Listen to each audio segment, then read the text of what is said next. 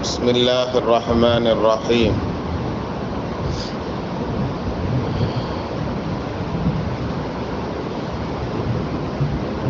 جرير بن عبد الله رضي الله تعالى عنه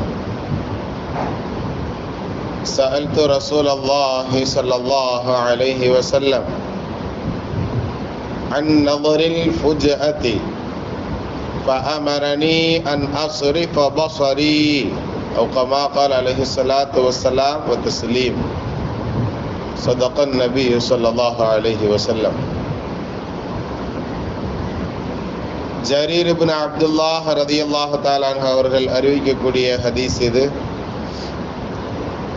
அல்லாஹ்வுடைய திருத்தூதர் முஹம்மது நபி ஸல்லல்லாஹு அலைஹி வஸல்லம் அவர்களிடத்தில் நான் கேட்டேன், அந்நவரில் ஃபுஜஅதி, திடீரென விழும் பார்வையை பற்றி நான் அவர்களிடத்திலே கேட்டேன். திடீரென பார்க்கக்கூடிய தவறான பார்வைகள், அதை பற்றி நான் நபி ஸல்லல்லாஹு அலைஹி வஸல்லம் அவர்களிடத்தில் கேட்டேன். ஃபஅமரனி அன் அஸ்ரிஃப பஸரி, எடுத்த உடனேயே நீ பார்வையை வேற பக்கம் திருப்பிரு அப்படிங்கிறத நபி ஸல்லல்லாஹு அலைஹி வஸல்லம் அவர்கள் சொல்லி கொடுத்தாங்க.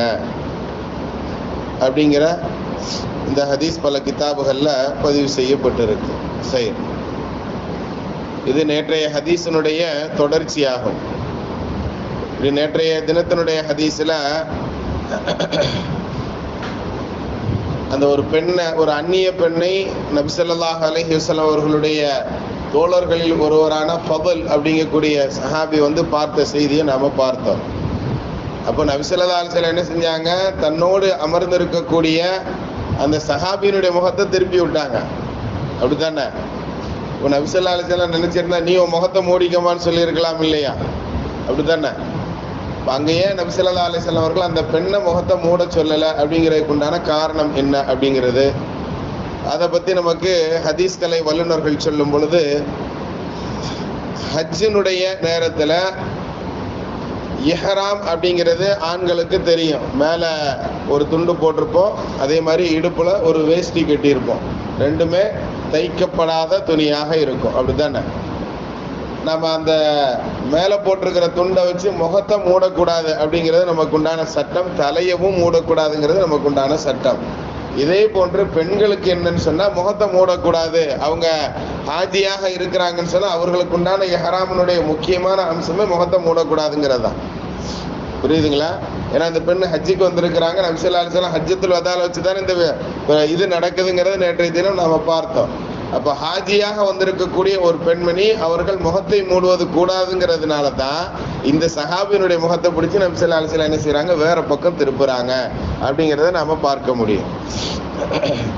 நல்லா அந்த ஹதீஸில் கவனிச்சோன்னா, ஒஃபீஹி மன்உன் நظரி இலல் அஜ்னபிய்யதி, அதாவது புகாரி அப்படிங்கக்கூடிய அந்த கிதாப் இருக்கு இல்லையா, அதனுடைய விளக்கமாக இருக்கக்கூடிய, விளக்கத்தை எழுதக்கூடிய இப்னு ஹஜர் அஸ்கலானி ரஹ்மத்துல்லாஹி அலைஹி அவர்கள் ஃபத்ஹுல் பாரிங்கக்கூடிய தங்களுடைய கிதாபில் எழுதியிருக்கக்கூடிய செய்திகளில் ஒன்று தான் அந்த பெண் ஹாஜியாக இருந்ததுனால முகத்தை மூடக்கூடாது அப்படின்னு சொல்லக்கூடிய அந்த செய்தி. அதே மாதிரி அந்த சஹாபியினுடைய பார்வையை தடுக்கிறாங்க பாருங்க, வேற பக்கம் திருப்புன்னு சொல்லக்கூடிய அந்த நிகழ்வு இருக்கிறது இல்லையா, இது குர்ஆன் ஷரீஃப்லையும் அல்லாஹ் நமக்கு என்ன செய்யறான், பல இடங்கள்ல சொல்லி தர்றான். அதிலும் குறிப்பாக 33வது சூறால வரக்கூடிய 33வது வசனம் எடுத்து பார்த்தீங்கன்னு சொன்னா ரொம்ப அருமையாக அல்லாஹ் சொல்லக்கூடிய செய்தி, நபியே முஃமின்களுக்கு நீங்கள் சொல்லுங்கள், அவர்கள் தங்களுடைய பார்வைகளை தாழ்த்தி கொள்ளட்டும் அப்படின்னு அல்லாஹ் சொல்லுவான். அதே மாதிரி முஃமினான பெண்களுக்கும் நீங்கள் சொல்லுங்கள், அவர்கள் தங்களுடைய பார்வைகளை தாழ்த்தி கொள்ளட்டும் அப்படின்னு சொல்லி அல்லாஹ் சொல்லக்கூடிய அந்த விஷயங்கள் எல்லாம் வர்றதுனால தவறான பார்வை, அதிலும் குறிப்பாக அஜ்னபிய்யத், அடுத்த ஒரு பெண்மணியை நிக்காஹ் முடிப்பதற்கு ஆகுமான ஒரு பெண்மணியை பார்க்குதல் அப்படிங்கிறது தடை செய்யப்பட்டிருக்கு அப்படிங்கிறத நாம் என்ன செய்யணும், விளங்கி கொள்ளணும். அதே மாதிரி பார்வைகளை தாழ்த்துறது அப்படிங்கிறத ரொம்ப சிறந்த விஷயம் அப்படிங்கிறத நமக்கு அந்த ஹதீஸ் நமக்கு சொல்லித்தரும்.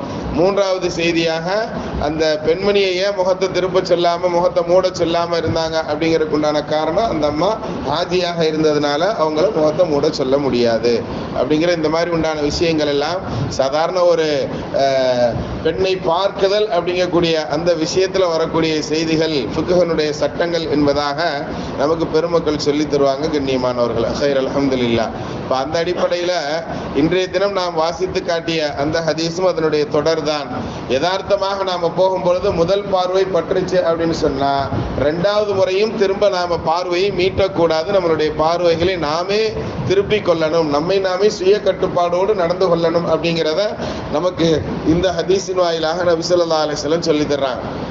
இன்னைக்கு ஆடை கலாச்சாரம்லாம் எங்களுடைய சுதந்திரம்னு சொல்லிக்கிட்டு என்ன செய்யறாங்க, பெண்கள் தங்களுடைய ஆடை குறைப்பு விஷயங்களை தான் மேற்கொண்டு இருக்கிறார்கள். அது நம்மளுடைய வீட்டில் இருக்கக்கூடிய சிறு பிள்ளைகளுக்கு நாம் பெருநாள் கலைக்கு வாங்கி கொடுக்கக்கூடிய ஆடைகள்ல இருந்து இந்த கலாச்சாரம் ஆரம்பிக்குது அப்படிங்கிறத நாம விளங்கி கொள்ளணும். சின்ன பிள்ளைகளாக இருக்கும்போது என் பிள்ளை எவ்வளவு அழகா அந்த விஷயத்துக்கு ஆடுது பாருன்னு சொல்லி பெருமைப்படக்கூடிய நாம் பெரிய பிள்ளைகள் ஆகும் பொழுதும் அதே போன்று உண்டான ஆடை கலாச்சாரம் வரும்போது நமக்கு அது ஒரு பாரதூரமாக நம்ம கண்ணுக்கு தெரியும். நம்ம கண்ணுக்கு நம்ம பிள்ளை மாதிரி தான் தெரியும், அப்படித்தானே? அடுத்தவங்களுக்கு தான் அது மோசத்தை தரக்கூடியது. அதே சமயத்துல அடுத்தவர்களாக இருந்தால் அதை எப்படி நடந்துக்கிடணுங்கிறத நமக்கு நபி ஸல்லல்லாஹு அலைஹி வஸல்லம் ரொம்ப தெளிவா சொல்றாங்க. முதல் பார்வை அது தவறான பார்வையாக அமைந்து விட்டால் அப்படியே திருப்பிரு, ரெண்டாவது பார்வையை பார்க்காத அப்படிங்கிறத நமக்கு நபி ஸல்லல்லாஹு அலைஹி வஸல்லம் சொல்றாங்க. அப்படி ரெண்டாவது பார்த்தா என்ன ஏற்படும், அதற்குண்டான சூழல்கள்லாம் என்ன, அதற்குண்டான தண்டனைகள் உலகத்துல உண்டா ஆகிரத்துல உண்டாங்கிறது சம்பந்தமான செய்திகளை எல்லாம் இன்ஷா அல்லாஹ் வரக்கூடிய நாட்களில் பார்ப்போம். அல்லாஹ் உண்மையை விளங்கி அமல் செய்யக்கூடிய பாக்கியவான்களை நம்மை கபூல் செய்வானாக. பிஹக்கி சய்யிதினா வ ஆலி சய்யிதினா முஹம்மதின் ஸல்லல்லாஹு அலைஹி